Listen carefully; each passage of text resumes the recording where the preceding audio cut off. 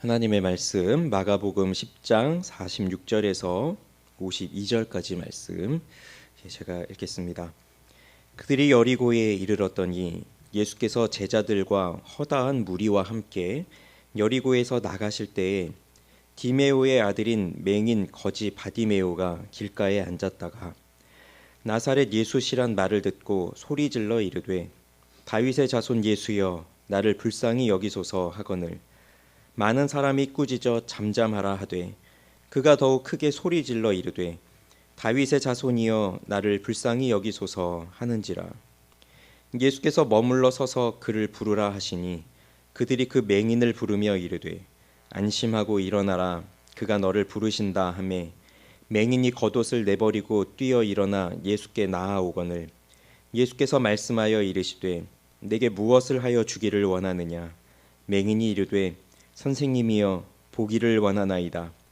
예수께서 이르시되 가라 내 믿음이 너를 구원하였느니라 하시니 그가 곧 보게 되어 예수를 길에서 따르니라. 아멘. 예수님과 제자들 그리고 예수를 따르는 많은 무리들이 여리고에 이르렀고 이 여리고는 예루살렘으로 들어가는 마지막 지점이 됩니다. 예루살렘 입성을 앞두고 오늘 이 사건이 기록되어 있습니다.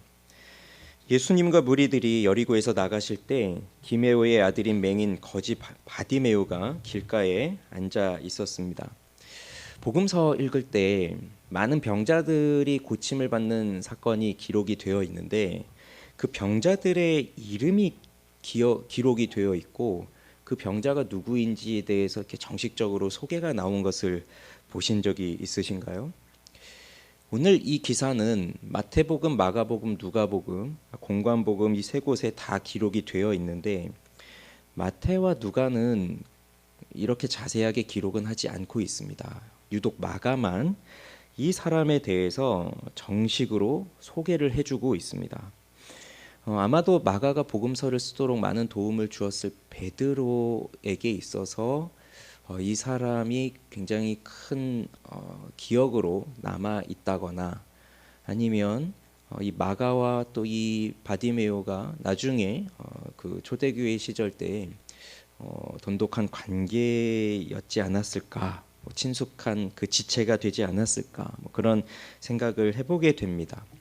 아무튼 이 사람에 대한 소개가 나오는데 디메오의 아들이다라고 나오고 있고 또 맹인이다 나오고 있고 그리고 거지다 이렇게 나오고 있습니다. 맹인이니 보이지 않는 거죠. 보이지 않으니 정상적인 생활이 안 될 겁니다. 그리고 거지라고 했으니 구걸하면서 사는 사람입니다. 부유한 집안의 장애인이었다면 또 이렇게 살지 않겠지만 장애인으로서 구걸하는 삶을 살았으니 이 사람의 집안은 굉장히 가난한 그런 사람인 것 같습니다. 길가에 앉아 있었다고 하죠. 이 사람은 이 길가에 앉아서 지나다니는 사람에게 구걸하면서 사는 그러한 사람이었을 겁니다. 그런데 그가 앉아 있는 그곳에 나사렛 예수가 지나가신다는 소리를 들었고 그 소리를 듣고 난 다음에 그가 한 반응이 소리를 지르는 것이었습니다. 다윗의 자손 예수여 나를 불쌍히 여기소서. 사람들이 꾸짖습니다. 그런다고 해도 그는 더 많이 부르짖습니다. 사실 여기 앉아서 매일 구걸하는 사람이니까 자기를 불쌍히 여겨달라고 하는 것은 이 사람이 늘 하는 말일 거고 소리일 겁니다. 그런데 오늘 그 자리에 나사렛 예수가 지나가십니다.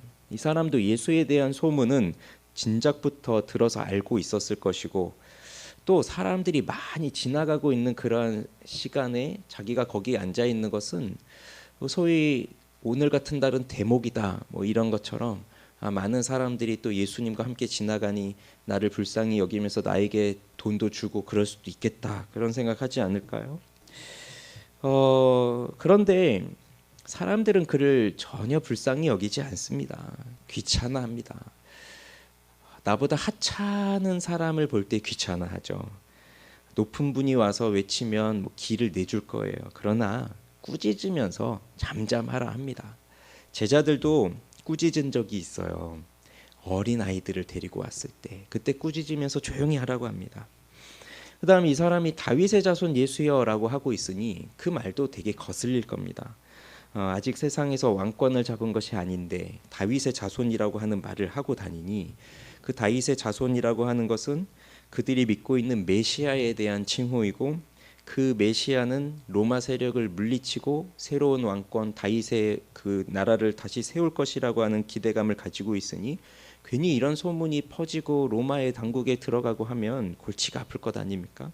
그러니 하지 말라고 합니다. 조용히 하라고 합니다.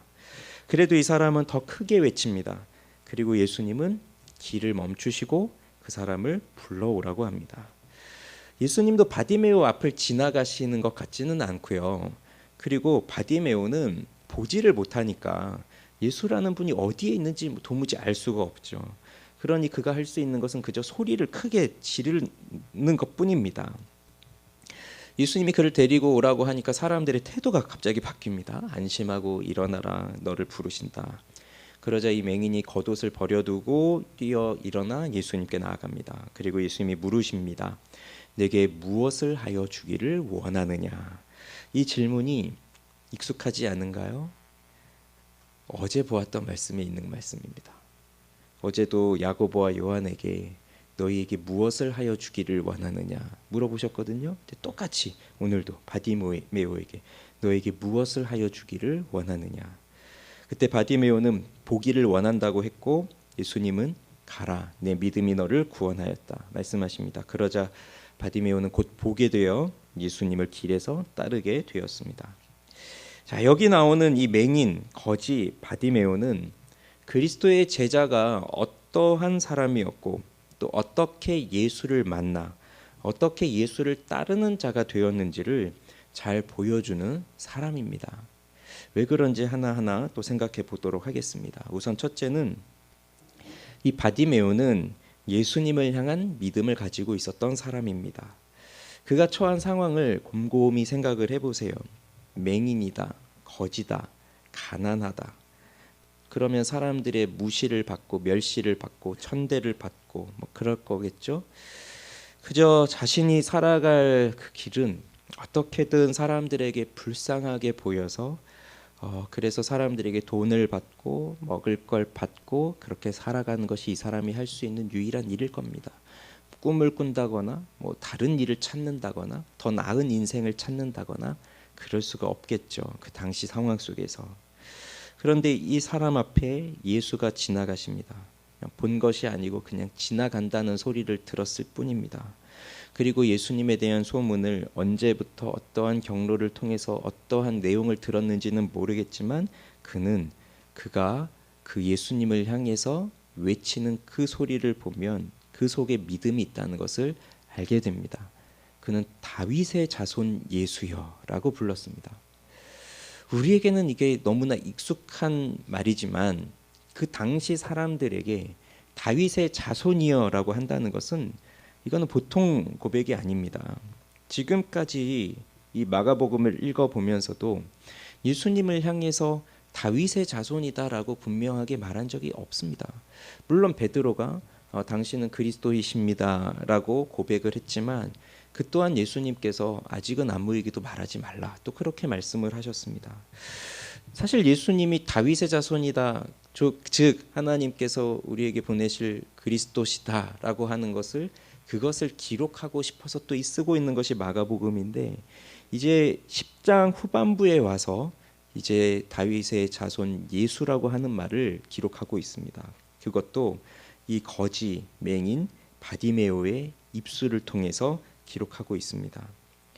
다윗의 자손, 즉 기다리고 있던 메시아, 수많은 사람들이 예수님께서 하시는 일을 보면서 그가 다윗의 자손일 것이다, 다윗의 자손일 수도 있겠다, 다윗의 자손이면 좋겠다, 뭐 이런 생각들을 하고 있었을 것입니다.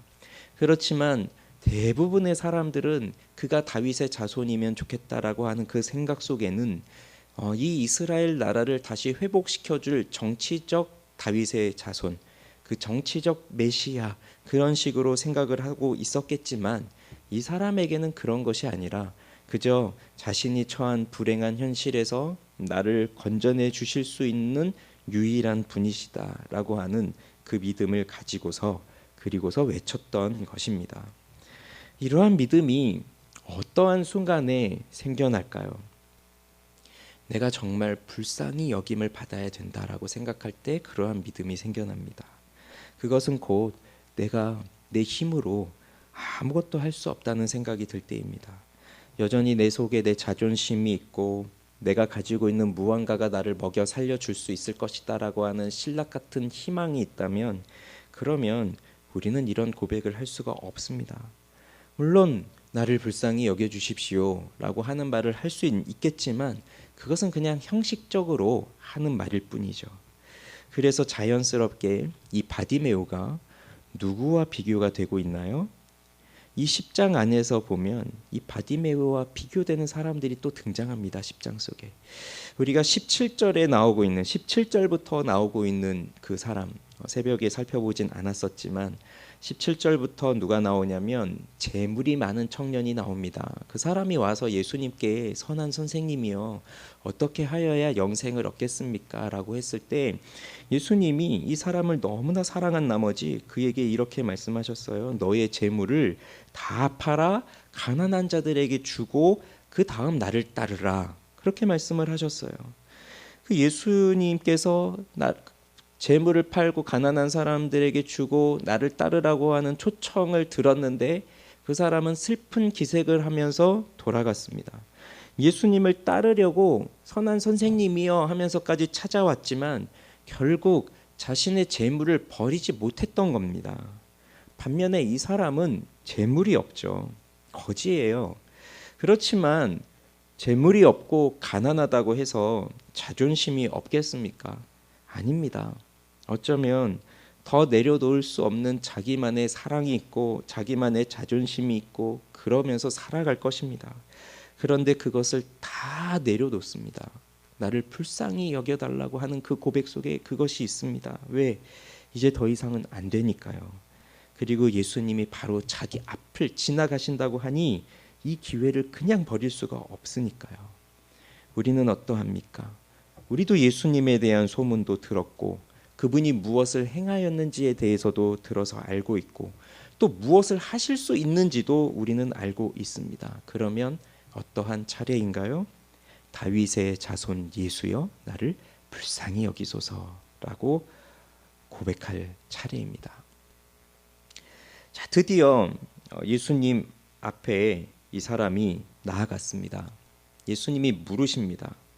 내게 무엇을 하여 주기를 원하느냐? 이 질문 어제도 야고보와 요한에게 하셨다고 말씀드렸죠. 그러니 또 이 질문을 보면서 야고보와 요한이 또 생각이 납니다. 이들은 예수님의 그 질문에 너희들에게 무엇을 하여 주기를 원하느냐 이 질문에 했던 답, 그들이 원하였던 요청하는 내용은 뭐였냐면 주의 영광 중에서 우리 중 하나는 주의 우편에 하나는 주의 좌편에 앉게 해주십시오. 그것을 구했습니다.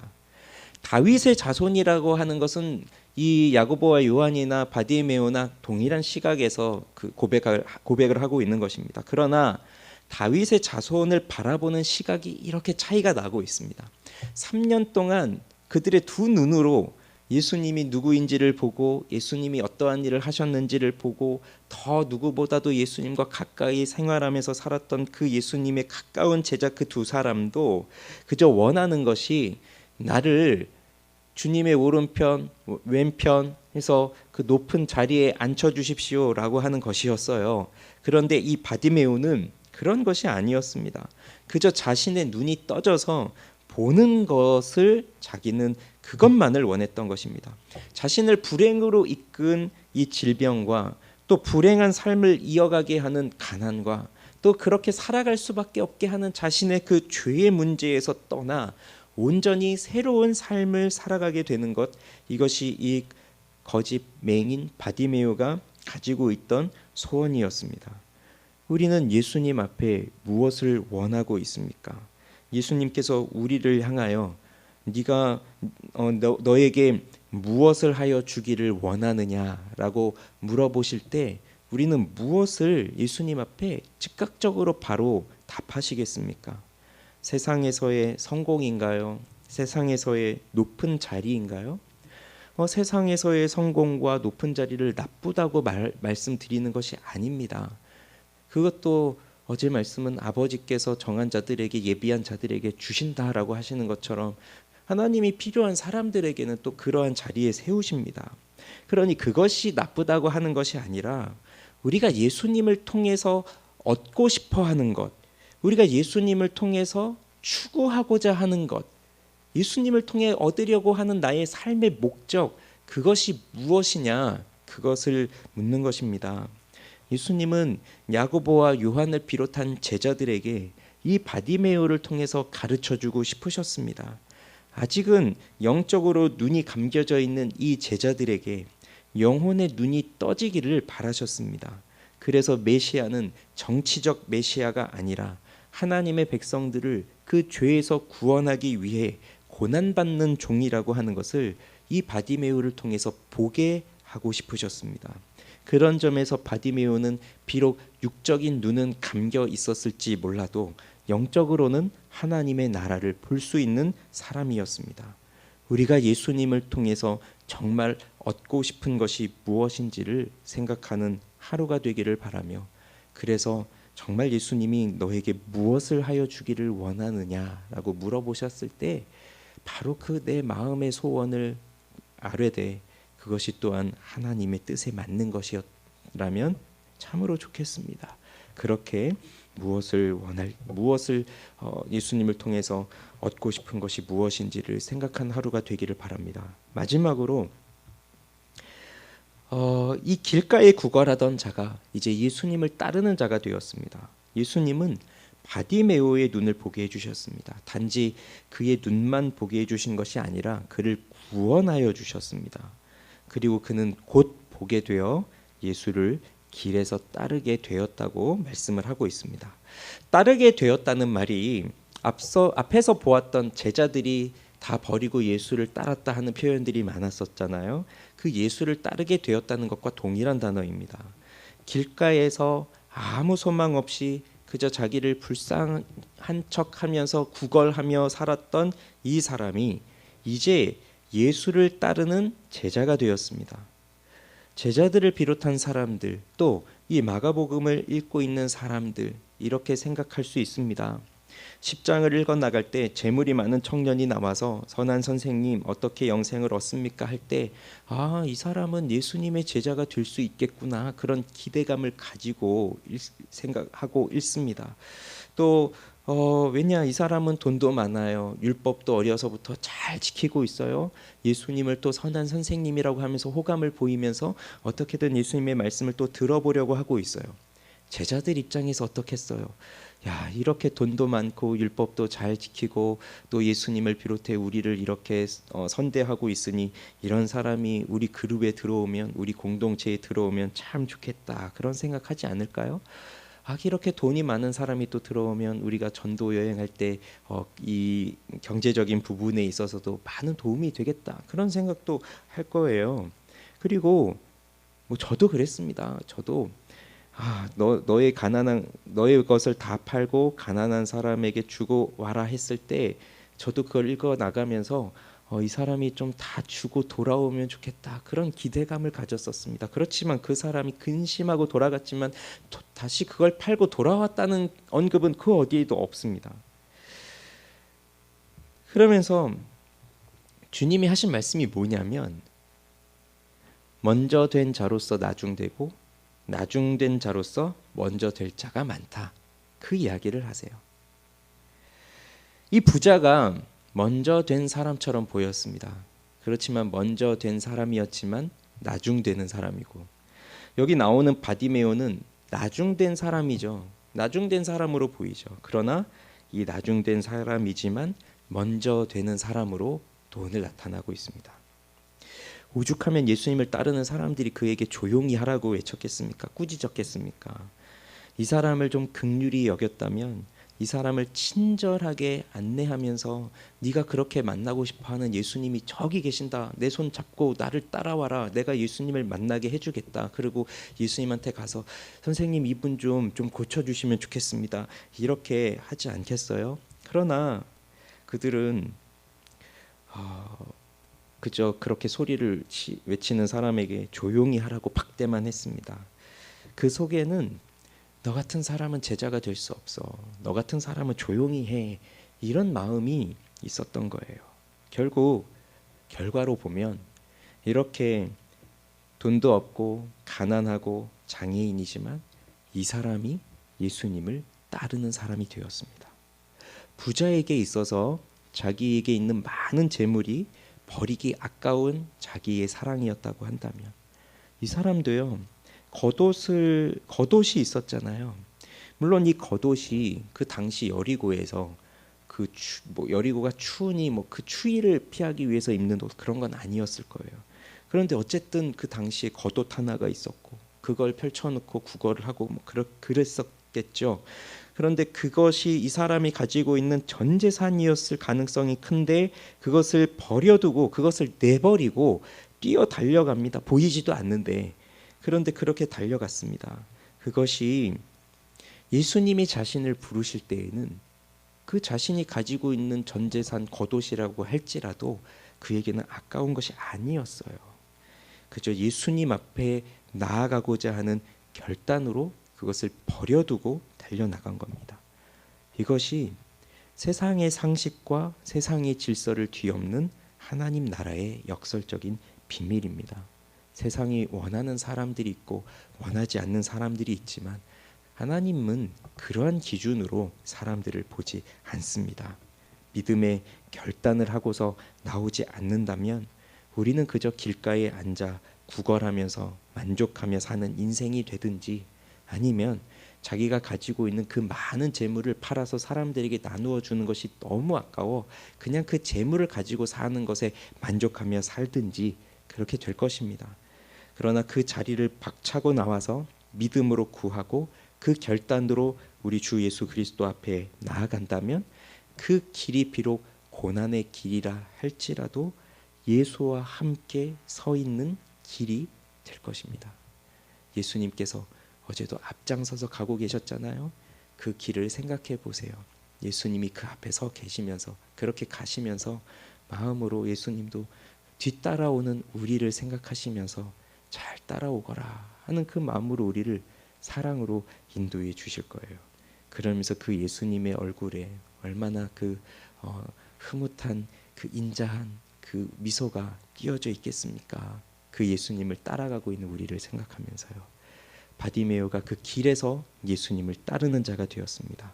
우리도 예수와 함께 동일한 길에 서서 그 예수님과 함께 그 길을 나아가는 우리가 되기를 바랍니다.